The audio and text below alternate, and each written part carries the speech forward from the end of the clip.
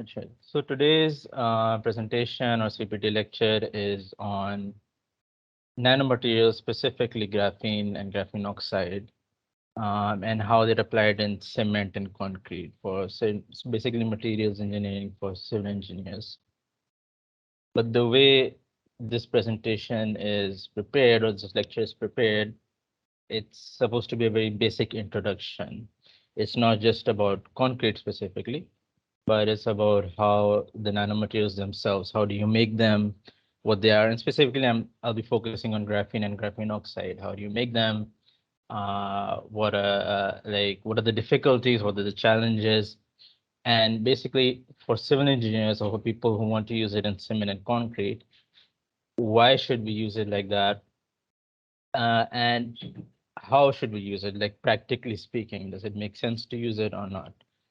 So it's a very basic introduction. Of course, this goes into a lot of, this does not go into detail, but there's a lot of things behind it for every slide. There are a few published papers on how this happens, how this happens. With every statement that I make here, there will be 5 or 6 questions. What about this? What about that? So that will happen. But I hope that everybody here keeps their questions to them, and it's fine. It's completely fine. In fact, I would encourage you to ask questions that you may feel were not specifically addressed in this presentation or this lecture, but which you believe may be of interest to this topic. Okay, so let us start. Okay.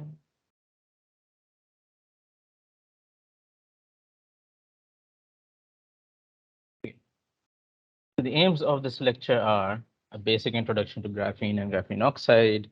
What are their properties? What makes them is such a hyped material, especially not just for civil, but for basically every other engineering and new technologies and things like that. And finally, tying in their use with concrete and cement.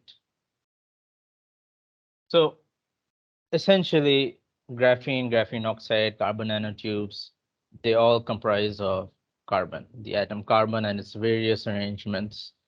Um, if you're not aware, carbon essentially is present in almost anything in organic. You can find it in plastics and so on. It's even present in steel, etc.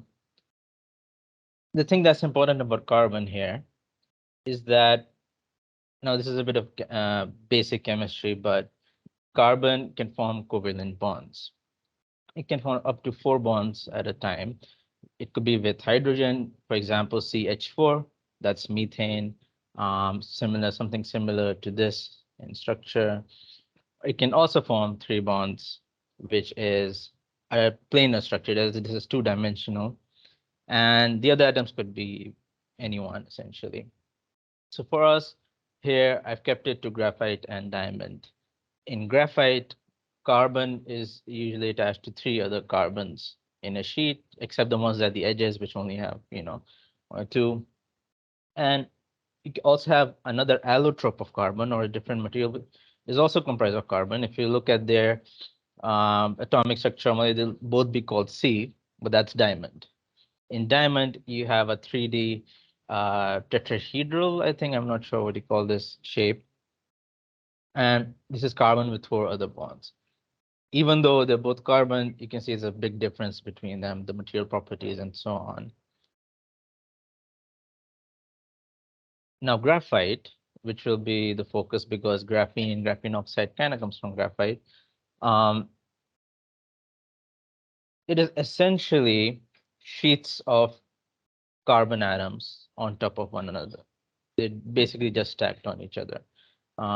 And for each of them, you have 1 carbon attached to 3 carbons, like I mentioned before.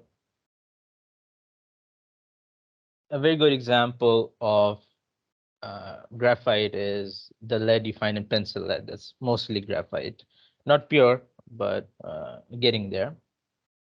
So if you look at here, the tip of a pencil is essentially those stacked layers of graphite, stacked layers making graphite. And a single layer of that is called graphene. That's it. A single layer of carbon atoms in that sheet 2D dimensional form is called graphene.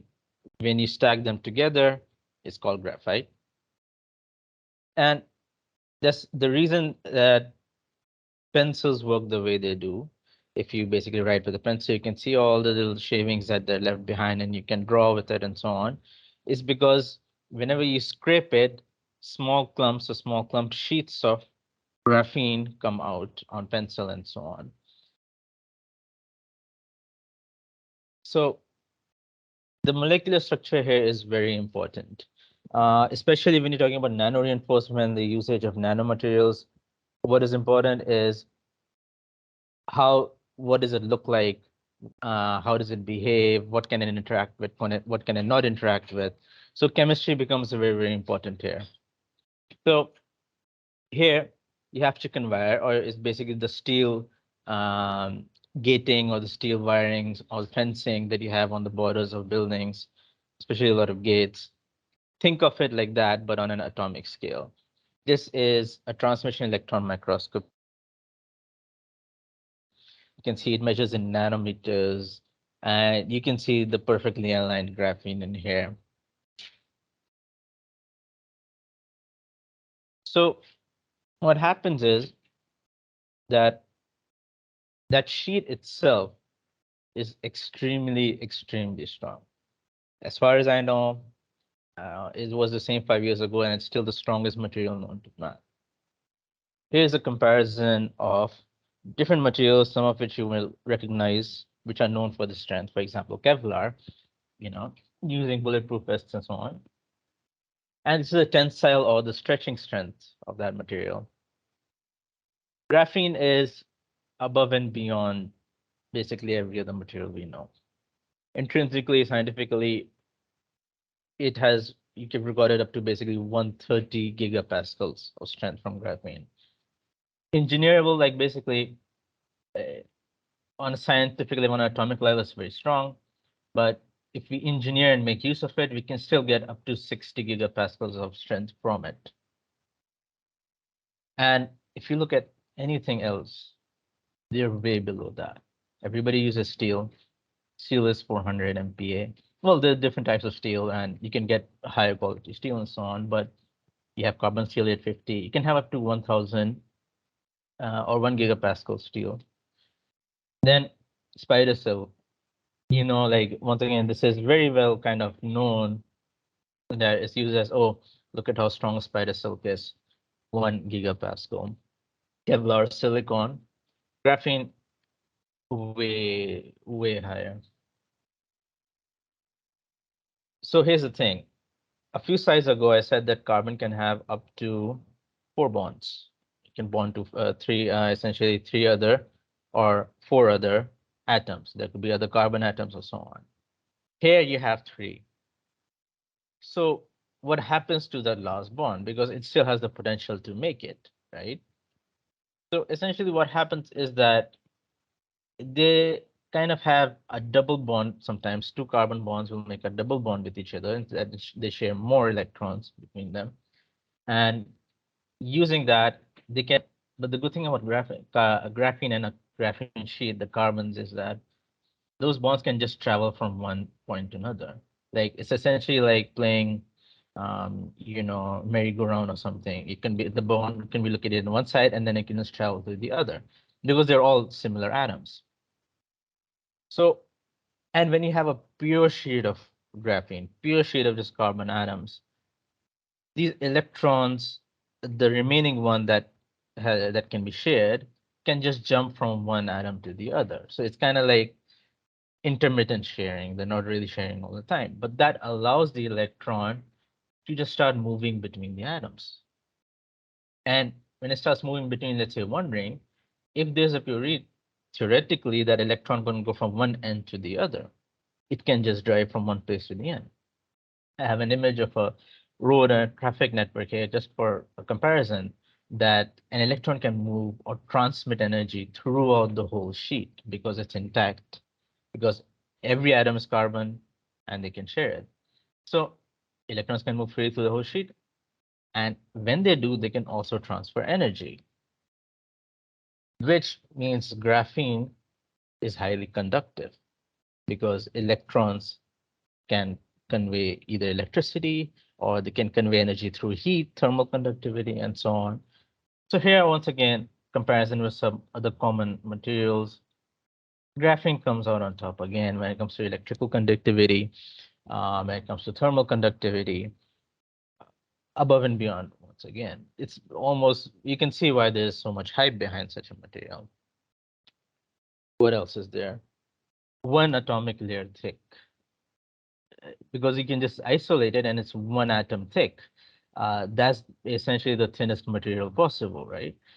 This is an AFM microscopy, atomic force microscopy, and you can see the height, basically a 1 nanometer height. So you can have like extremely long sheets, which are so thin. And because they're this thin, they also are transparent. They allow light. Here in this image, you can see this is pure air, and then you have a layer of graphene. It's almost completely transparent. So it's a very lightweight material, the strongest material, very lightweight, transparent, which allows for light to pass through. So you can use it in applications in like any surface that you want to keep transparent.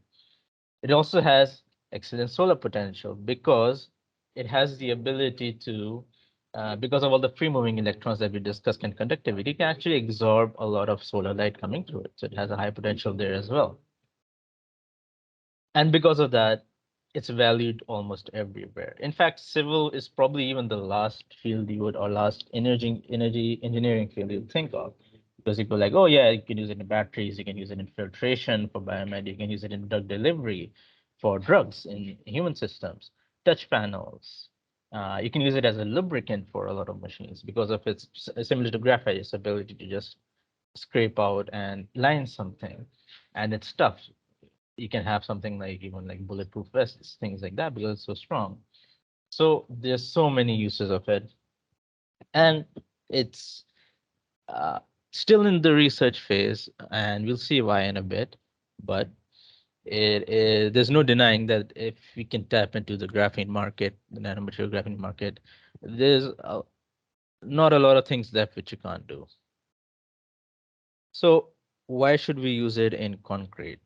Um, what makes you think that, oh, like this might be useful for concrete as well? So here, what we'll do is that we'll have a basic overview of concrete itself.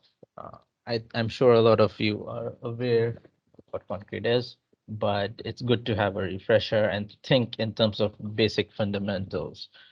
When you're talking about things like on an atomic level, it's important to see things as simple as possible so that we can work and build up from there.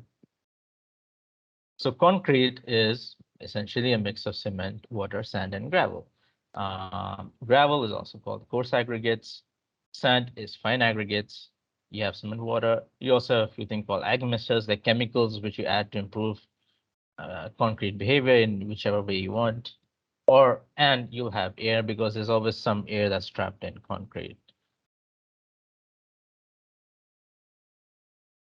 So cement and water in this mix, both of them combine, they act very slowly. You know, concrete doesn't harden immediately. That's a good thing. That's what makes us use it in the way we do, as like formwork and pouring for slabs and so on. So what happens is that cement, think of it as like solid epoxy, like very solidified powder form of a glue. It's very dehydrated, so it needs water. The moment you add cement and water together, it starts acting and it makes essentially a glue. And what that glue does is that it binds all the sand and gravel inside it. It hardens around it because it was liquid and because of all the water and the flowing. It's usually very simple to mix it up and make concrete. A good analogy that I think of is like one of those nut bar, caramel nut bars, and so on. You can think of the nuts inside it as the aggregates, and the caramel that's holding everything together of that bar, the chocolate bar, or whichever peanut bar. Think of that as the hardened glue version of cement and water. So when you have it, what happens is that when you push it, when you compress it, it's excellent because all the Yoo-hoo, essentially the cement and water glue, they just push all the forces down onto the nuts, the gravel, the sand. And if you've ever held a rock, you know it's very, very difficult to just crush it. You cannot crush it. You need specific machines to crush a rock. You can split it, share it, but just compressing it and crushing it is not really possible. In fact, very, very difficult. So it's excellent there when you press down on it because it can just basically push all the loads that's coming from outside onto the rocks. That's great. But the moment you try something funny, the moment you go like, oh, okay, let me bend it, let me twist it, let me stretch it, then suddenly the whole thing falls apart. And this is true for concrete as well. Concrete is pretty good in compression, but the moment you start to stretch it, bend it, twist it, put any sort of bending or stretching moment, it's compromised. Because when you try to bend or stretch it, it can't make use of all the rocks you have in it. Essentially, the caramel is the thing that's holding it together. The glue is the thing holding it together, and it doesn't work because by itself the glue is not that strong. And what happens is when you have things like that going on, when you have any sort of material that causes the cement paste or the cement glue inside to stretch or bend, it will break. And when it starts to break, you see cracks appearing. And these are visible everywhere. In fact, like you kind of the way we make concrete, it's there's actually something called microconcrete in which you encourage concrete to crack. It sounds funny, but it's true. It's just a material that will crack. You cannot stop the cracking to happen. But what happens is that okay, in the beginning, and you see a small crack, you're like, okay, that's fine, and then it starts to spread, and that's when things may get dangerous. Not true everywhere. Depends on the cracks and so on. It's not that simple.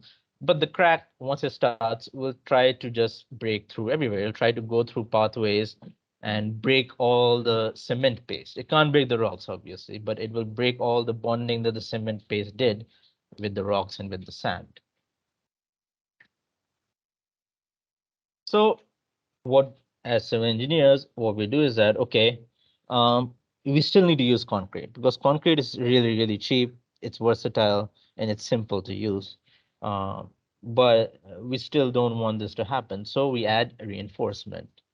There are different types of reinforcement, different scales of it. The ones that you see most in structuring applications are rebar, steel rebar. Here is a beam. You can see that it has bent. Obviously, like I mentioned before, when it's bent, concrete, the cement is compromised, the plain concrete is compromised, and then the steel inside, which is actually not that bad, which is pretty good in tensile and bending stress, will hold the material together. That's one area. And there are also some other types of reinforcement, like fibers reinforcement or reinforcements like on a nano scale or micro scale, like hairs, coconut fibers, things like that. Uh, and what they do is that they try to prevent the crack from spreading too much. Here's a sample of plain concrete. You see what happens if the crack gets too wide and it spreads to the whole thing is just compromised. When you add fiber reinforcement, once again, we cannot stop cracks. It is a definite possibility that cracks will occur. But what we can do is that we can try to prevent it from just going through the whole structure and just completely breaking it. We basically add barriers to it. Here it hits something and it goes like, okay, I can't go this way, so I'll go this way. And as it does that, as the crack spreads and branches out, it loses momentum, it loses energy, and it will stop. So the structure at the end of the day will still be standing. So here's where the idea of nano reinforcement comes up. We want the cracks to stop as early as possible or branch out, but not go through the whole structure. Here's an illustration. If it goes through the whole structure and there's no reinforcement, it will spread very through. The same crack will keep on going and it will reach the end and the whole thing will completely split apart. But here, there's some sort of reinforcement. You can see the dark dots here. And think of these as like really hard materials inside it. When the crack hits it, obviously it cannot crack that little reinforcement material in it, so it changes its route. And then it changes its route again as it keeps cracking, and then it'll branch off.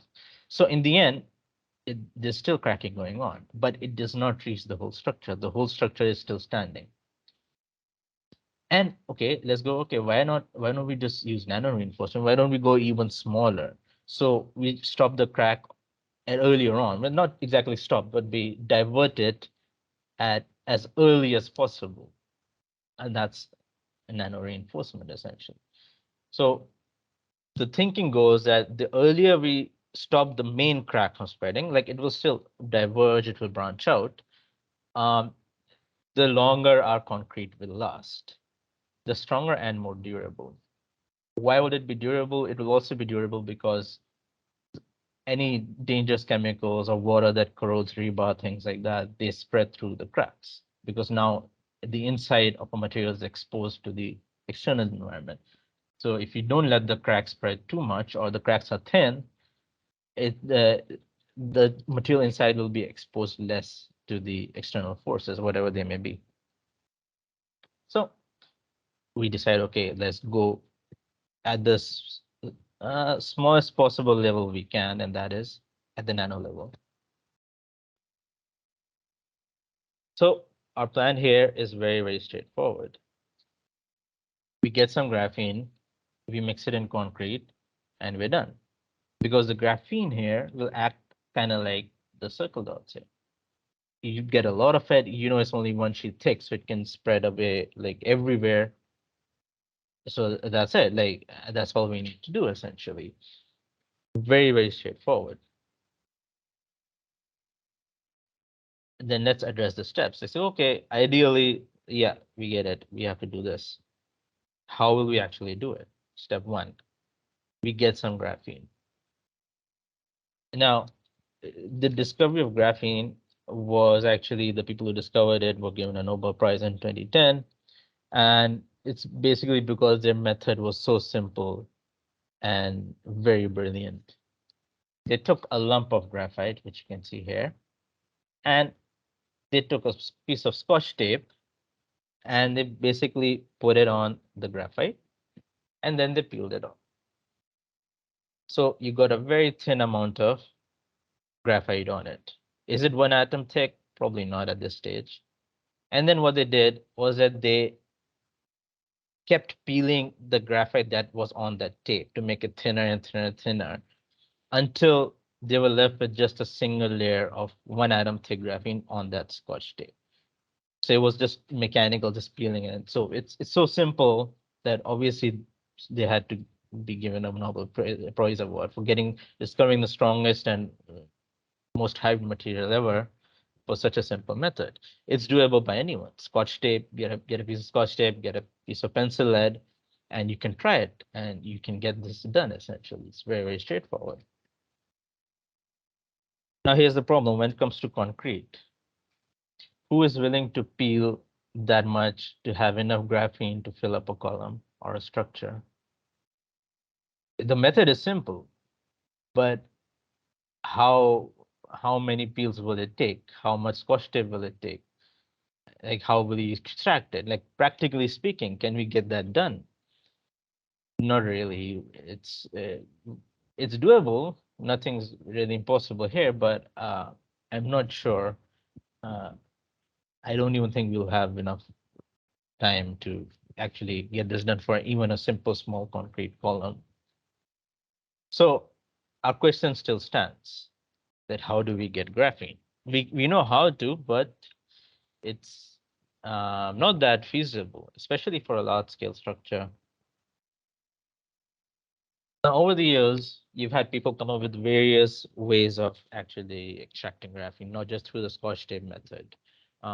In fact, there's some people like Professor Tour, um, you can get graphene from literal organic garbage like banana peels or anything that you throw out from waste, just by subjecting it to extremely high temperatures and so on.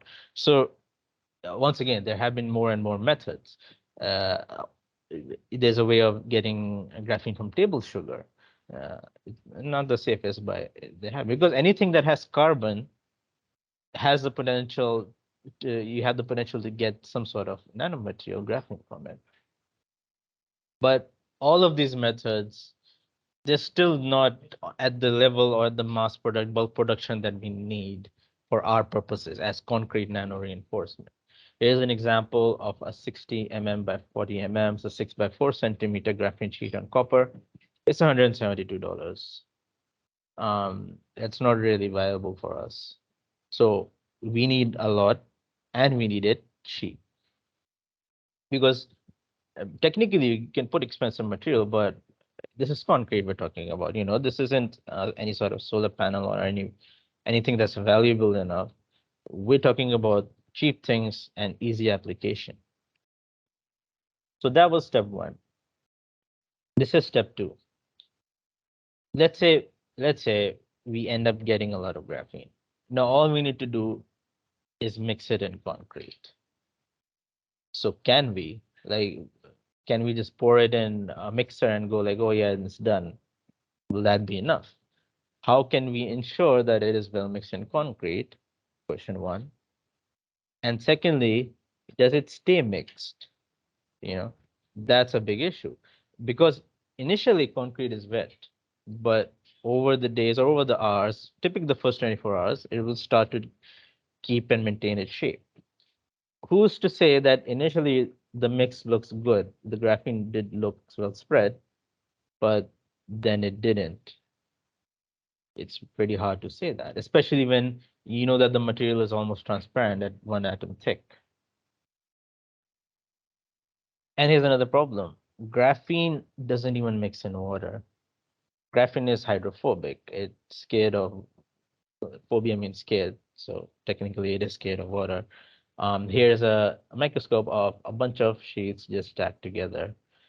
Um, Here are some images of different materials, and you can see in the first one that it just barely did not mix. You can subject it to some sonication or some energy to mix it, but then after a while it will just start to settle again. So here's the second question. Let's say you got all the graphene. How are you going to mix it in a practical and economical way? Obviously there will be ways of mixing it, but once again, we're talking about concrete nano reinforcement or cement nano reinforcement. We're not talking about some very particular application where you're making just a small material. We're talking about huge structures. So is it even possible, practically and economically speaking? Well, kind of, but not really. And this is where we get graphene oxide, a variant of graphene. So when people were trying to get graphene from graphite, so a single layer thick of this, there's one method that's called chemical exfoliation. You can also call it oxidation. You can call it, there's some people's name, Brody's method, Herman's method, they're all chemical methods. Essentially, what we're trying to do is that you change the graphite. We know, like I said before, that carbon can make up to 4 bonds at a time. In graphene, it's making 3 bonds, right? So our goal is, why don't we capitalize on it, put something there that will allow the sheets to stay apart from one another, not clump, so that they're no longer hydrophobic, they don't clump and settle together. So what happens is that you introduce oxygen to the layer of carbon. In fact, you're not clear. Each of these is essentially a carbon atom. We just don't write C there all the time because it's not needed. And what happens is, in graphene oxide is essentially graphene with oxygen added. You have oxygen atoms added in various different ways. So you add it so that it stays separate, and then you just remove it later. That's kind of how it goes. So here is where we talk about the synthesis of graphene oxide. Typically, Not in the civil field, but what this is usually like half of the story. This is until you get graphene oxide, but then after that you have to remove these and come back to a version of graphene, which is called reduced graphene oxide, but we won't go in there because that's not relevant to the CPD we're talking about today. So essentially, what we're going to discuss is how do you do this chemical exfoliation method? How do you make graphene oxide? Once again, there are different ways. We choose a chemical route because it's straightforward. It's completely not safe. It's very, very dangerous. But it's scalable. You can essentially, the more you add, the more it gets made. So there's that to it. So it's a five-step process. You have some chemicals here. Of course, I won't go into details about sulfuric and what roles they play because that will take too much time. But essentially, I want to explain the fundamentals here of how we go from graphite to graphene oxide. The first step is something called intercalation. It's basically a complicated word for sandwiching or putting something in between the sheets. So what you do is that you add strong chemicals and you give the graphite time. You keep stirring it, not manually. You need to stir, but if you want, you can also do it manually. So, and you give it time, you soak it in some chemicals. And what happens is that those chemicals, the molecules of those will essentially start to get in between the different sheets of graphite. And this is called intercalation. So now you basically think of it as like you put things in between the separate sheets, and now they're apart. Unfortunately, this is only temporary because if you wash it, it reverses and goes back to graphite. But at least now there's space in between the sheets, so we can actually get to work adding oxygen and so on. So that's step one, intercalation. From step one, we move to pre-oxidation or oxidation. You add another chemical, and the red and the green chemical don't like each other. They will essentially react pretty violently. But what they'll do is that in the process of the reaction, there will be some oxygen atoms, right? Once again, this is very simplified. It may not be the accurate technical way to say it, but essentially, in their reaction, you get some leftover oxygen. And what happens is that because this reaction is happening in between the sheets of graphene in the whatever graphite, whatever that was, that oxygen will start bonding to the carbon on those sheets. Typically, graphite is non-reactive. It's not chemically very reactive. It's conductive, it's thermal and everything, and so is graphene. But you can't. They're pretty inert. They're stable things. So in order to make them react and get oxygen on graphene, the chemicals have to be unfortunately pretty strong and dangerous. But it is what it is. There have been other ways of doing it in a more sustainable manner, but the simplest way at least is this. So from step two to step three here, the red and the green basically they have reacted. They have left over these little blue chemical blue compounds, whatever they are. I won't go into details. And now they've added oxygen, which are these little black lines on each of the sheets. So now you have graphene oxide. We're done with oxidation. Um, but we need to clean it up essentially. And we need to clean up good. Like it's not just, oh, you put it on the tap water and you're done. It's not that straightforward. Like you might end up making something new. So you have to be pretty thorough and specific about how you do these reactions. So first off, we add some other molecules that terminate the reaction. They essentially what they do that those chemicals are very dangerous. You don't just want to pour water, the whole thing will just splash over your face, and then it will not be nice. So what you do is that you essentially add another terminating agent that stops any dangerous chemical from reacting. It's still acidic, it's still dangerous, but at least it won't explode, right? So you do that, And then you start removing all of that, which is called decontamination. The Some people, what they do is that they keep washing it on filter paper, and you can essentially kind of get done with that. But I think the best way, if you want a lot of graphene oxide, you don't want to waste material, is centrifuging. I hope you all remember what centrifuging is. Essentially, you put it in a machine, the whole thing rotates at very high speeds, all the solid gets collected at the bottom, and that's the stuff we need. The graphene oxide is in here, and all the stuff on top is the chemicals dissolved in whatever thing you are centrifuging it with. Then you pour it out, you're left with this, and you repeat it a bunch of times. Um, I think you can repeat it up to 10 times, but you can do less. And this way, you'll end up with all the graphene oxide in a solid form at the bottom of a centrifuge tube. Now, lastly, all the centrifuge solid, the solid material we have at the bottom of the tubes, we mix it in distilled water and we sonicate it.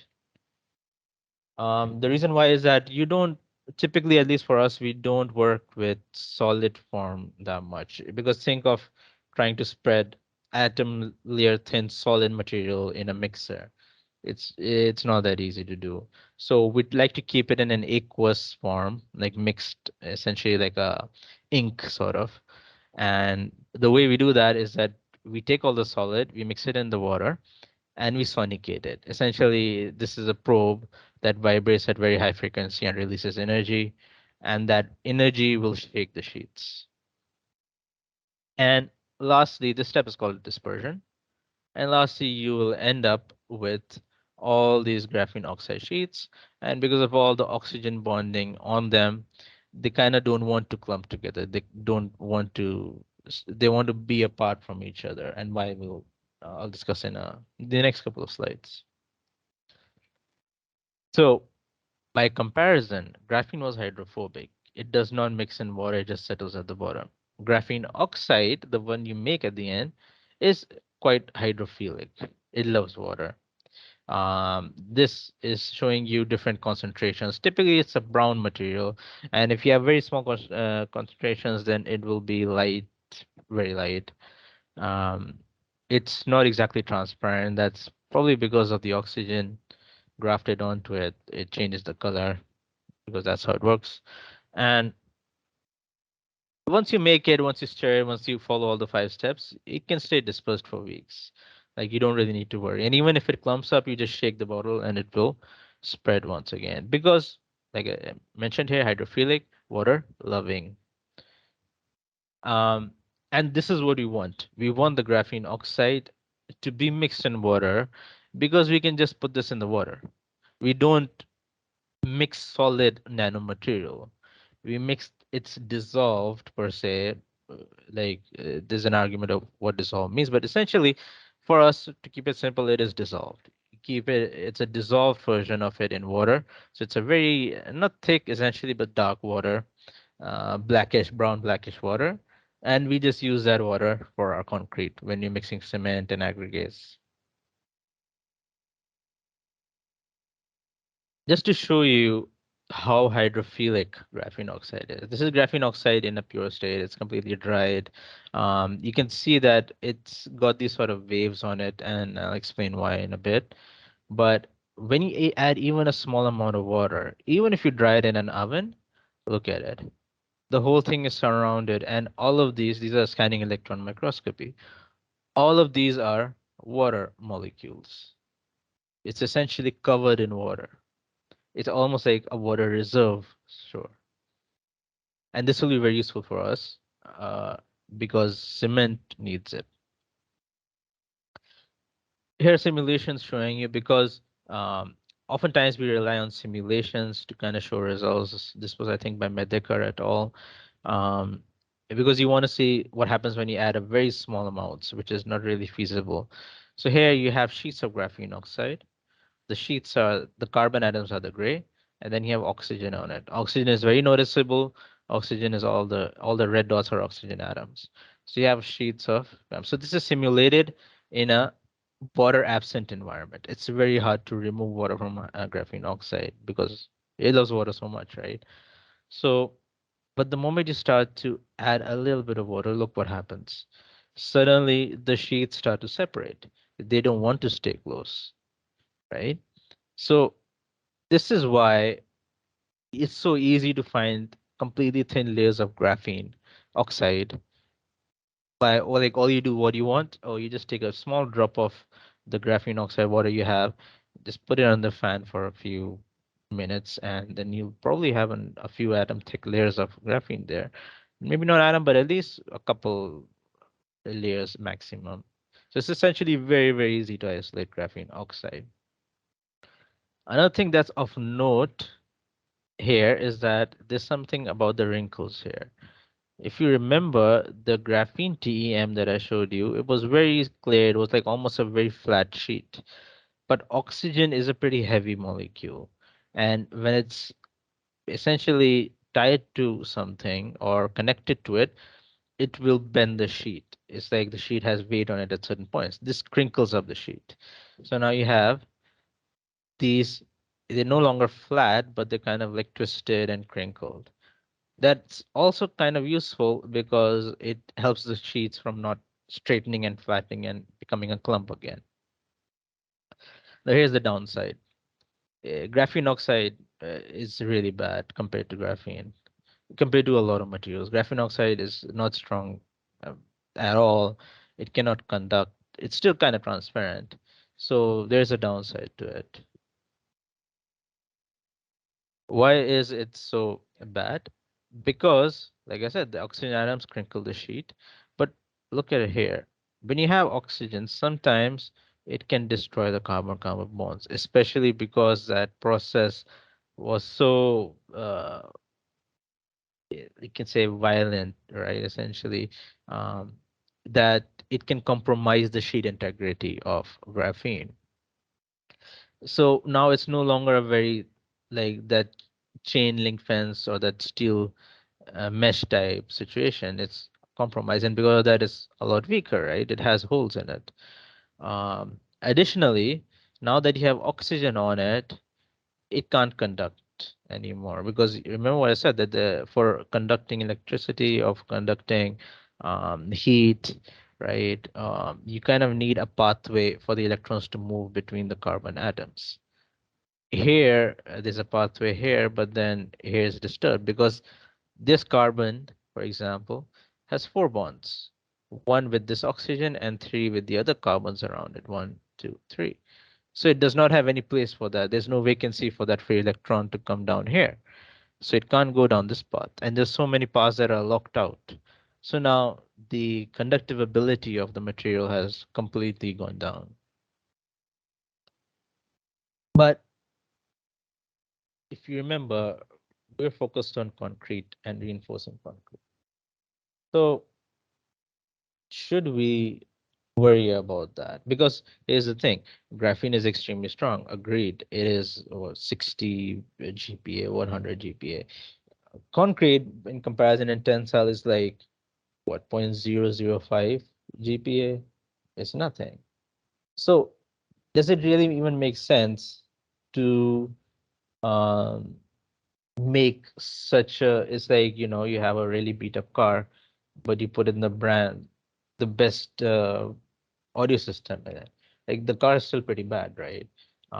Is it worth going through the hassle? Like, will the overall product be that strong or would it not? So there's a choice you have to make. Would you have an extremely strong material like graphene, but making it, synthesizing it, and then applying it, inserting, implementing in concrete as an reference is difficult and very expensive? Or would you have a considerably weaker material, but adding it is very simple because it just dissolves in water. You just pour a few drops of it in the water, you're mixing with concrete, and you're done. Which option do you take? You can take either way, essentially. So you have certain researchers who are trying to go down the no compromise route. They're going like, no, look, we'll find a way to make it work. We'll find a way to have graphene well mixed in concrete, just to show that it's possible, and that material would be extremely amazing. Um, and it's worth it, even though practice speaking, it might not be feasible. Then you have the school of graphene oxide, essentially. We go like concrete, and once again, there's some bias here because I belong to the graphene oxide school of thought. The bias here is that, look, it's concrete is practical. People who are mixing it, they're not really scientists in a laboratory. Um, who's going to explain to them, like, why compromise? Let's say you have the best material, but how are you ever going to make something out of it? It's like, can you even make sure on site that it works, it mixes? So uh, the other route is like, let's go with graphene oxide. Graphene will be too expensive. And on the other hand, cement is kind of so weak that even though graphene oxide, in comparison to graphene, is pretty bad, when it comes back to here, cement is so weak that even graphene oxide will just have a lot of improvements. And there's still a lot of things that are need to be addressed in concrete specifically. Like let's say even if you have graphene and so on, but you might have other issues in there that will not make it strong. Like there might be some other limiting factors in the material that might come up, right? So does it make sense to go down that path? So you have these two areas. In fact, what's funny or what's amusing is some people use graphene oxide to mix graphene and concrete because this mixes so well that they mix it with graphene to put graphene in concrete. This is done quite a lot.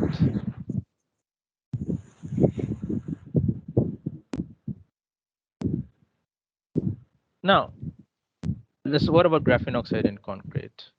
I hope you're aware of fish wires or the fishing hooks that are used in fishing rods to get fish. You have that shape that will obviously hook onto something. One aspect of graphene oxide that's very well done, and once again, it's shown mostly through simulations, even though results of strength coincide and correlate with it, is that the shape or the crinkliness of graphene oxide due to the oxygen makes all these hook patterns. In this simulation, you can see that there is graphene oxide here, and then around here is the cement matrix, essentially this calcium silicate hydrates, there are other things floating around. And this can offer basically sort of a hook pattern that hooks a material through. Simulations have shown that when you have a pure graphene type of layer, you can actually it just slips out of concrete because it's completely planar, right? It's like a sheet of paper. But when you have a lot of crinkled, twisted and tilting and bends here and there, when they get embedded into the concrete, they essentially are very hard to pull out. So what happens is that they will actually offer their strength instead of just slipping out of the material, the cement matrix. They would actually offer their health. This simulation also showed a very interesting thing that the holes that were in graphene oxide due to the oxidation, it's even possible that some of the silicate chains, basically the cement binding material, it can even go through the graphene oxide itself, which is an amazing thing because now it's completely embedded. It's not just like hanging on there like something. It's like the cement is through the geo. So that will for sure make it that when the material, the matrix, or the cement experiences any sort of stretching, let's say here or there, or here or there, the graphene oxide will be involved. It won't just sit around.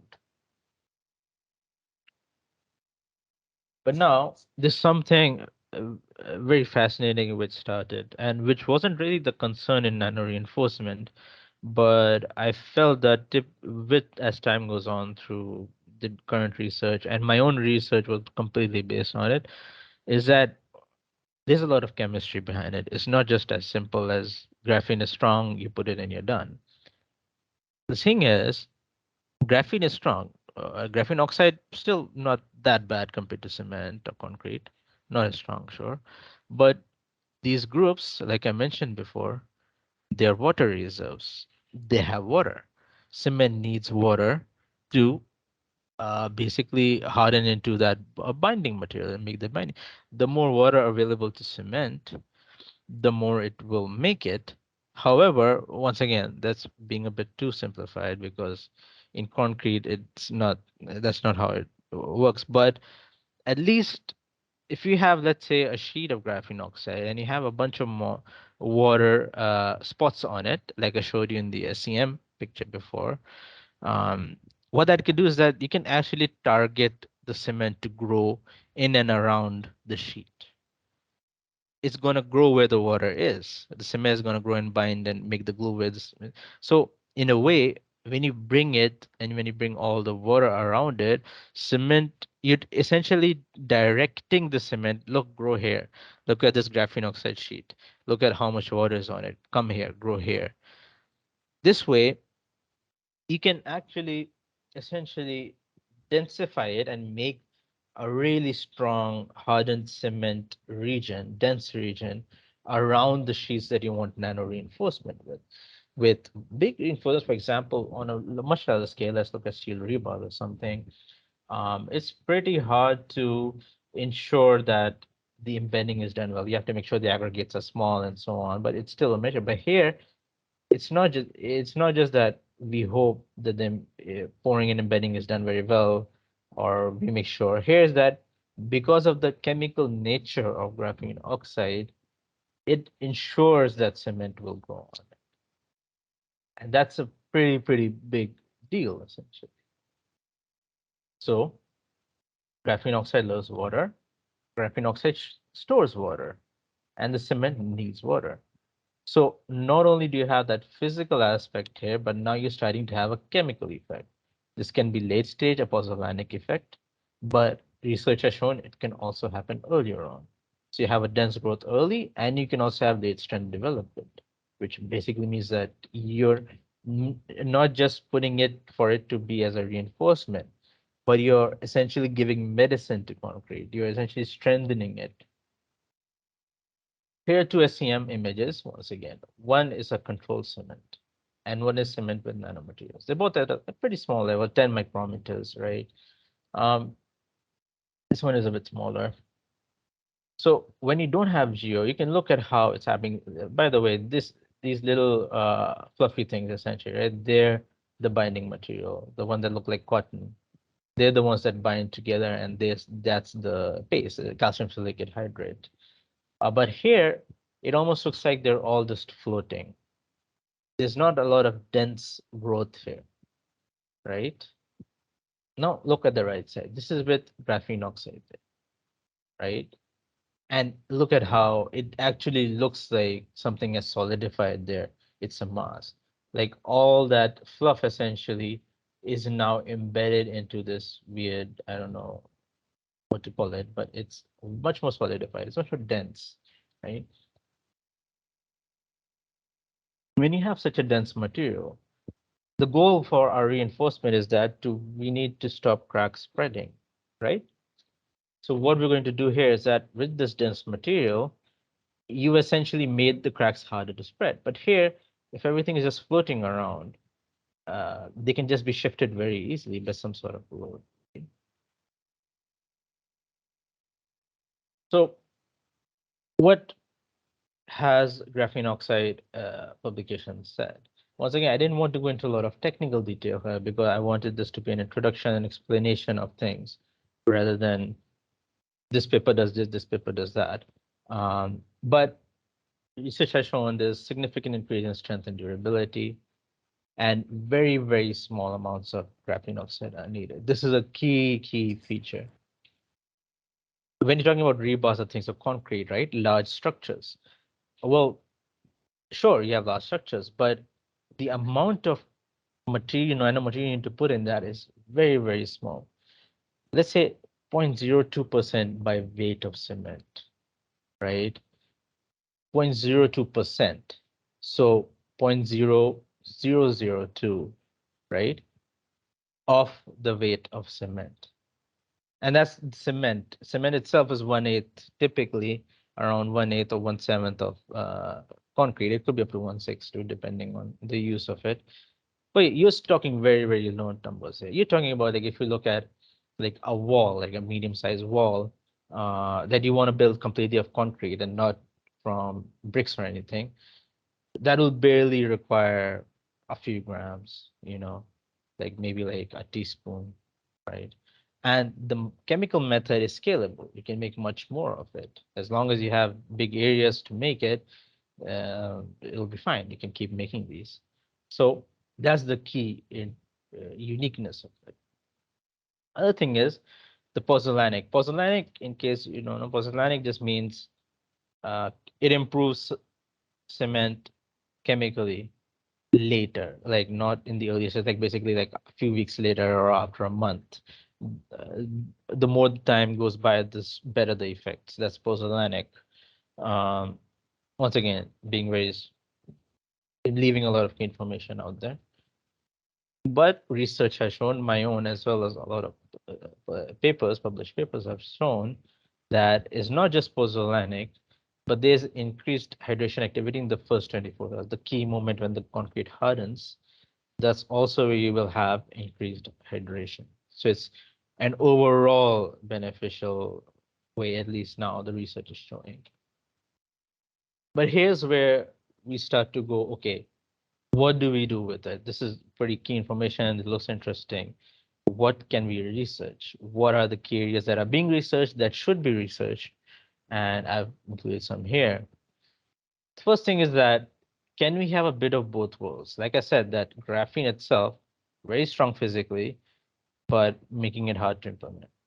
Graphene oxide improves things chemically, but much weaker, right?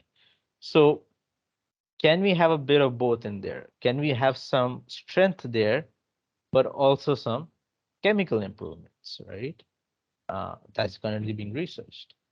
There's something called edge-only graphene oxide, which is essentially graphene, but all the edges have oxygen on them. And that is shown to improve things a lot too, right? So things like that. So that's one thing. Another thing is, well, we know that this cement hydration is being improved. The chemistry is there, things are because of water and so on. But how is it specifically being improved? Can we tweak the oxygen? Like, can we change the chemicals that put oxygen on graphene to kind of ensure that, oh, all the oxygens are here and they form this sort of thing, which do this thing to cement, right? So can we tune the graphene oxide configuration? And once we do it, how does that change its improvement to cement? And then, yeah, the last question that's obviously something close to here. Can we minimize the strength loss from graphene to graphene oxide? Like, not have a lot of oxygen there, have some oxygen grafted onto it, enough to make it stay dispersed, stay spread out and dissolve, but not enough to have holes that destroy the structure. So can we minimize the strength loss from graphene to graphene oxide, yet keep it hydrophilic, keep it well dissolved in water? So application good, strength also good. And that was more obviously chemical related. Now let's come back to concrete. Um, there are other things that are of concern. Like, for example, we've discussed mostly cement areas and the binding of cement, but you have rocks in there, right? Let's say you have the best quality cement there, but what happens when you have an aggregate and the thing just splits out? So even if you have a really good geo cement in there, the aggregate doesn't like to stick onto the cement. The rocks or the sand doesn't stick onto. What happens there? So that's another question. Some people have started to coat geographene oxide on the aggregates themselves, so, right? Not just the cement, to kind of see if there's anything there. What about effects of graphene oxide with other chemicals, right? Like you have other things that some people want concrete that hardens very quickly. Well, that's great, but will that interfere with graphene oxide? Can graphene oxide be work with that specific chemical? In hot areas like a lot of Saudi areas, you have things like, okay, the weather's too hot, the concrete will crack and dry. So you add chemicals to kind of slow the reaction down. So can you put graphene oxide in there as well? So you still have a strong material, but at the same time, it doesn't interfere with the heat, with the slowed up process of hydration, cement hydration. What about graphene oxide in concrete with steel rebar? Steel does not like water, right? Steel will rust, obviously. So graphene oxide has a lot of water. So will there be any problem there? Self-healing viability. In case, I think a lot of you may not be aware, but so there's something called self-healing concrete, in which you have things like either bacteria or minerals in the concrete that heal it up over time. So the cracks are chalked up or healed automatically over in a very slow uh, acting reactions. They're not that quick. Can geowork there? Can geowork in self-sensing? Sensing is when you put things in the concrete, and if the cracks are happening inside concrete, those materials can sense it and let you know that, hey, look, come and take a look at this structure, we're falling apart. Can geowork there? What about lightweight? What about the high strength? There's a lot of stuff there. So it's still in a very early stage, but it's in a stage that this, at least for the foreseeable future in materials and concrete studies, concrete technology studies, this thing will keep going on, developing fields in early stage, but the low amount, the high improvements, and it's just too interesting. Like you don't want to let go of this opportunity, right? So it's still in a developing phase, and hopefully, I hope through this lecture you had a basic understanding of how this material gets made, why is it so important for us, and what can we do with concrete? Like how does it work with concrete? How does it not work with concrete? And I hope it makes you ask similar questions or go like, okay, can we do this? Can we do that? Right? So thank you for joining us today. Um, Sorry for starting late. It's around 1 here. So once again, thank you, everybody. Uh, I'm open for any questions and answers. Please let me know.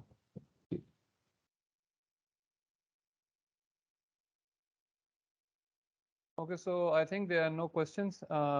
Thank you, Dr. Taimur, for your time and for this presentation.